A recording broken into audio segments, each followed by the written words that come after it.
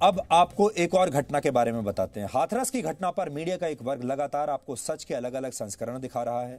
हाथरस के बूलगढ़ी गांव में इस समय भी ऐसे डिजाइनर पत्रकार मौजूद हैं जो ग्राउंड रिपोर्ट के नाम पर उछल कूद करने वाली रिपोर्टिंग और मनोरंजक रिपोर्टिंग आपके लिए कर रहे हैं। आपका उससे मनोरंजन तो होता ही होगा, लेकिन इस बात का ध्यान रखिएगा कि ये सारे लोग आपको गलत जानकारी भी दे रहे हैं, आपको बहका रहे हैं, और इसी को अंग्रेजी में फेक न्यूज़ कहते हैं। अगर आप मनोरंजन के लिए इन सारे चैनल्स को देखते हैं तब अलग बात है, लेकिन अगर जानकारी के लिए देख रहे हैं तो जानकारी आप फिर से पुष्टि कर लीजिए। जी न्यूज़ ने गंभीरता से इस मामले में लगातार सच सामने लाने की कोशिश की है। 2 दिन पहले हमने कॉल डेटा रिकॉर्ड की मदद से पीड़िता के परिवार और मुख्य आरोपी संदीप के बीच बातचीत के सबूत आपको दिखाए थे, और अब हाथरस का सच दिखाने के लिए हमने इस दौरान एक स्टिंग ऑपरेशन किया, यानी छिपे हुए कैमरे की मदद से हमने झूठ के ढेर में छिपे सच को खोजने की कोशिश की है। आमतौर पर बहुत सारे लोग ऐसे होते हैं, जब आप उनसे सीधे मिलेंगे तो आपको अलग अलग डर की वजह से सच्चाई नहीं बताते। इसलिए हमने छुपे हुए कैमरे के जरिए उनकी बातों को रिकॉर्ड किया, जिससे आप तक सच पहुंच सके।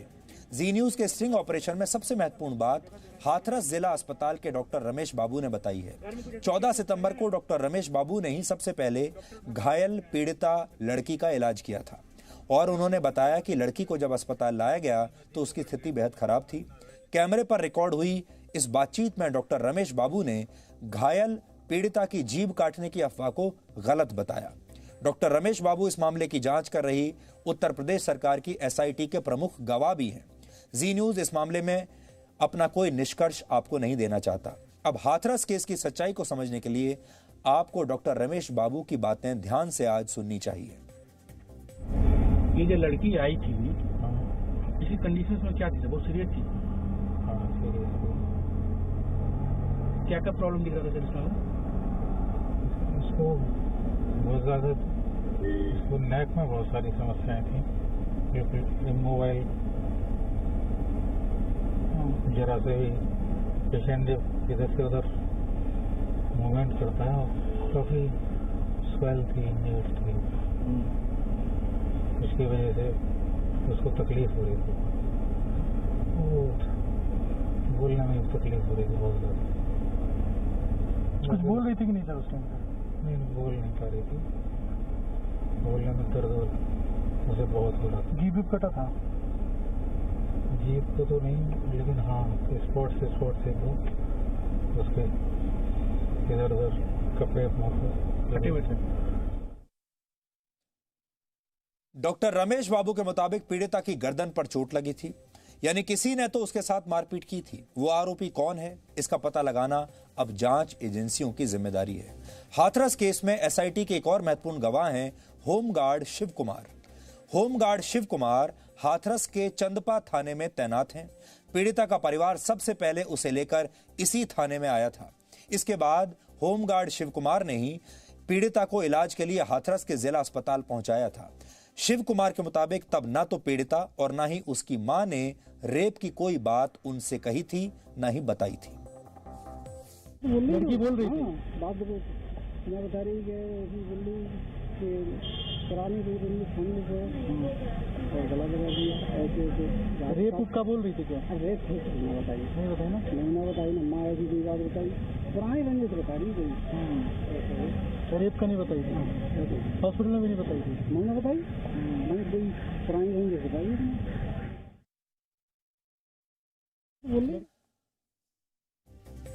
होमगार्ड शिव कुमार और डॉक्टर रमेश बाबू की बातों ने इस केस के 2 बड़े झूठ को सच्चाई का आईना दिखा दिया है। हाथरस मामले में लगातार पीड़िता की जीभ काट देने और गैंगरेप का दावा किया गया। आपने भी जरूर ऐसी खबरों को देखा होगा। हालांकि जी न्यूज़ लगातार आपको सच दिखा रहा है, और हाथरस मामले में झूठ फैलाने और काल्पनिक खबरों पर रिपोर्ट तैयार करने वाले ऐसे पत्रकारों को ये बात अच्छी बिल्कुल नहीं लगेगी। हमने आपको ये भी बताया कि महिलाओं के साथ हिंसा के मामलों में जी न्यूज़ कोई भेदभाव नहीं करता। हम हाथरस के साथ दूसरे मामलों की भी रिपोर्टिंग कर रहे हैं। ऐसा ही एक मामला उत्तर प्रदेश के बलरामपुर का है। वहां गैंगरेप के बाद 22 वर्ष की एक पीड़िता की मौत हो चुकी है। गैंगरेप के मुख्य आरोपी शाहिद को आज पुलिस रिमांड पर लेकर पूछताछ हो रही है।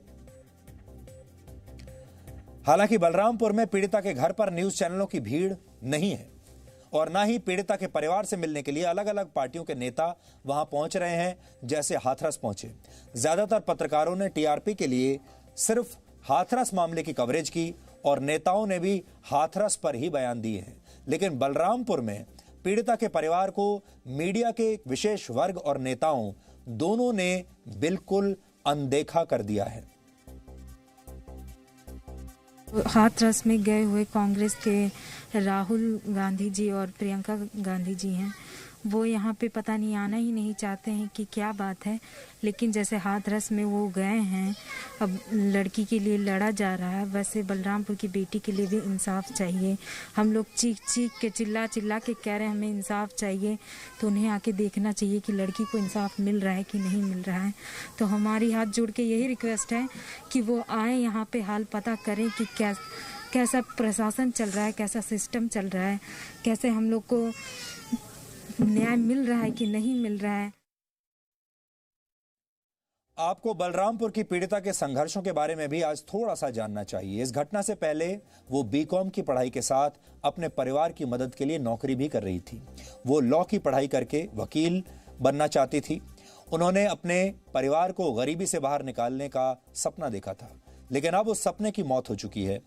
पीड़िता की मां आज भी अपनी बच्ची को याद करके भावुक हो जाती है। इसलिए आज आपको इस मां की बातों को भी ध्यान से सुनना चाहिए। हालांकि ना तो कोई मीडिया वहां पहुंचा है और ना ही कोई नेता वहां पर पहुंचा है।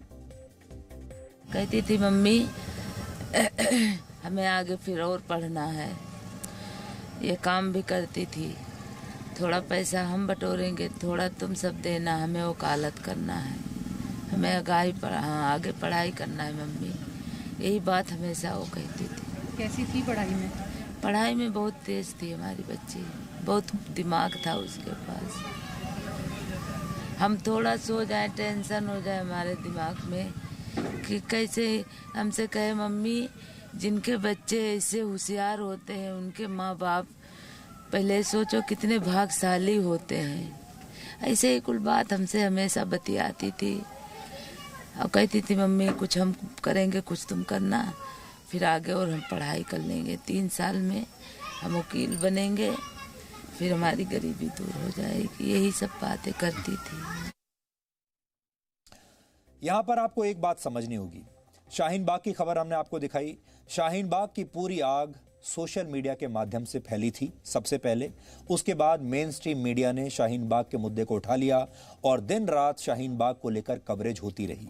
और पूरे देश को, आप सबको, चाहे आप दिल्ली में रहते हो या कहीं और रहते हो, आपको ये लगने लगा कि शाहीन बाग का ये धरना बहुत बड़ा हो चुका है। और मीडिया की ताकत देखिए, अगर मीडिया गलत दिशा में जाने लगता है तो फिर ऐसी खबरों का अंतर्राष्ट्रीयकरण हो जाता है। और आपने ये भी देखा होगा कि शाहीन बाग के इस धरने को अंतर्राष्ट्रीय मीडिया में बहुत जगह मिली। और टाइम मैगजीन ने इस बार जो 100 लोगों की लिस्ट निकाली है उसमें एक महिला वो भी है जिसने शाहीन बाग का ये धरना ऑर्गेनाइज किया था। यानी सोचिए, इस धरने को मीडिया ने और सोशल मीडिया ने इतना बड़ा बना दिया कि दुनिया भर के जो बड़े बड़े मीडिया हाउस हैं उन्होंने भी इसका संज्ञान ले लिया। लेकिन ये पूरा माहौल नकली था, ये पूरा माहौल प्रायोजित था, स्पॉन्सर्ड था और ये धरना भी गलत था। सुप्रीम कोर्ट ने आज इसके बारे में आपको बता दिया।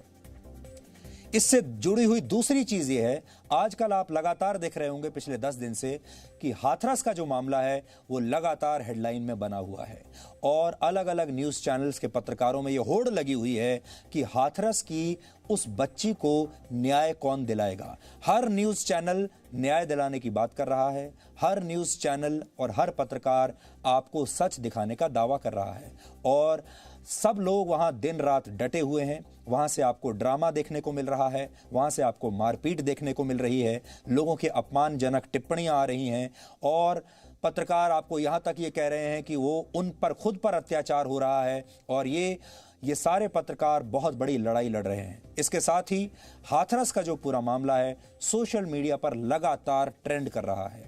सोशल मीडिया पर जब कोई मामला ट्रेंड करने लगता है तो मेन स्ट्रीम मीडिया के जो पत्रकार हैं वो भी सोशल मीडिया देखकर ही अपनी एडिटोरियल लाइन तय करते हैं और उन्हें लगता है कि देश में यही माहौल है और उन्हें यह लगता है कि जिस विषय पर सोशल मीडिया में जो विषय ट्रेंड कर रहा है वही सबसे लोकप्रिय विषय है, जबकि होता यह है कि उस विषय में कोई ना कोई मिलावट होती है।